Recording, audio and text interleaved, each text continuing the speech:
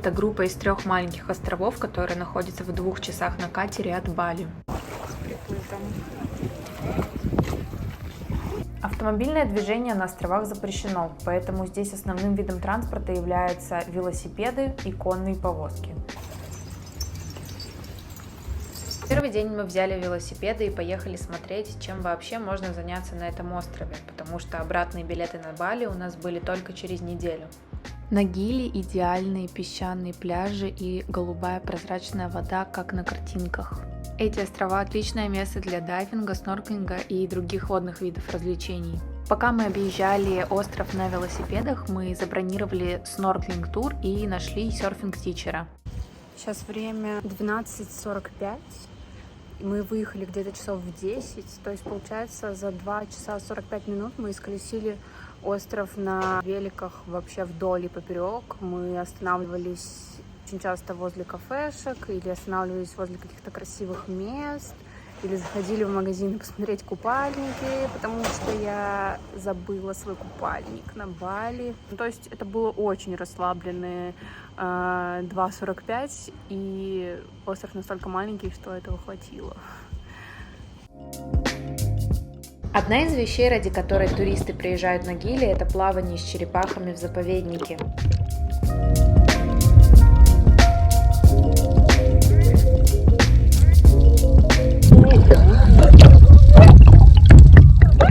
Нам удалось увидеть около 7 крупных черепах и поплавать с ними рядом.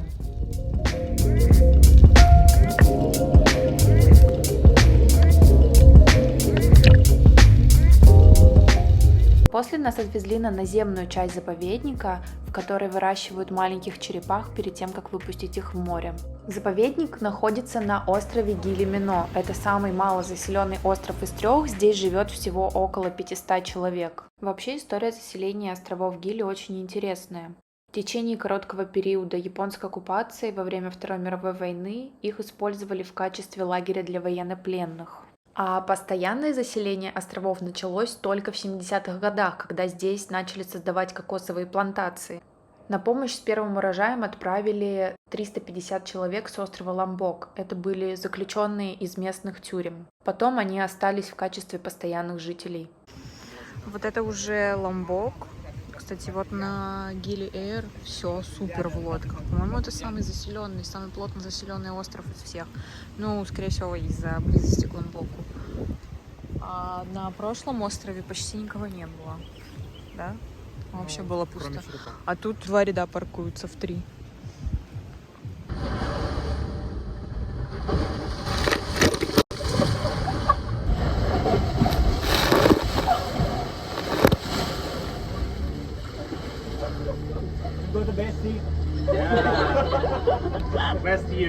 Ну что, мы пришли на спот. В целом волны норм для начинающих. Ага, nice. Yeah. Body mix straight. You stay in the middle. In the center. Stay in the middle, and then you position your feet here. So when you pedaling, get up your chest like this, yeah. Pedal like this, yeah. No, like this, yeah. Okay. And then when you pedaling, your feet always close like this. No open like this, yeah. When you pedal, yeah. Okay. Okay. When I was time, again you have the 3 steps to stand up. Yeah. The first time, push up your body, yeah. When you push up, your hand always between your chest and then your shoulder, your hand, yeah. Okay. Lift my hand. 1, 2, yeah. Small step, yeah. And then big step. You stand up in the middle, and then when you stand up, try mix it to your feet.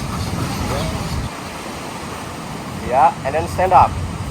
1, 2, 3. All right, perfect. Okay. На мой взгляд, Гили – отличное место для того, чтобы начать заниматься серфингом. 2 раза в год здесь проходят соревнования весной и осенью, а в остальное время волны небольшие и подходят для начинающих.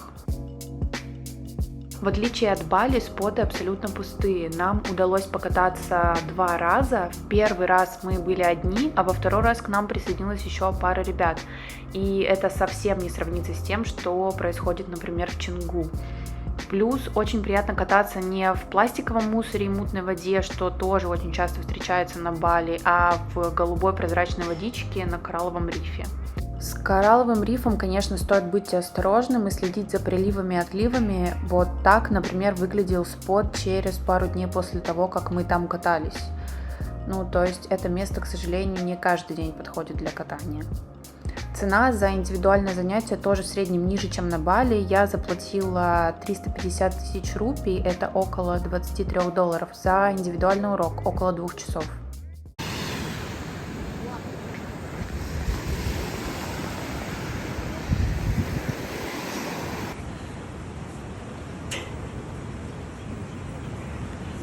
Так я выгляжу после серфинга. За несколько лет Ольга превратилась из роковой красотки в грязную, голодную бомжиху. Yeah, I know. Yeah, but, It happens every time. but her, oh, Yeah, she was great. good stand up. Thank you. One more? Yes, one more. Good. How are you? У меня было один состояние. Все. Я видела, как ты стоял. Это был один раз. Ты еще несколько раз так, типа, лениво ловил пузом. Последний раз я просто на пузе покатился до конца, до самого. Меня сначала инструктор по мне, может, хочешь грибов? Такой, хочешь травы? Начал мне какую-то хуйню впаривать. Пойдем снорклить. Я говорю, мы сюда что пришли делать? И вот на этих маленьких волнах вообще... На маленьких классно, мне нравится. А у меня... Встаю, у меня бум, все, сразу скорость падает. Но я очень сильно стерла живот. Так выглядят руки, стертые об псов. Во вторую часть недели погода очень сильно испортилась, постоянно шел ливень, был сильный ветер, поэтому нам удалось только 2 раза посерфить, и все остальное время мы, можно сказать, сидели в номере, потому что было очень сложно заниматься чем-то на улице. Мы сидим в рестике, заказали барбекю, свет выключали. Это уже 2-й раз за день. Сегодня просто дикий ливень. Какие-то перебои с электричеством. Правая сторона улицы вообще вся не функционирует. То есть мы вышли, и это был единственный ресторан, который был открыт.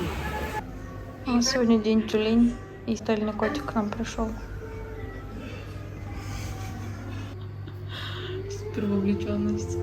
Из-за шторма отменили все рейсы на Бали на 3 дня. Мы застряли на этом острове. Нам сказали, что есть альтернатива. Мы можем поплыть на Ломбок.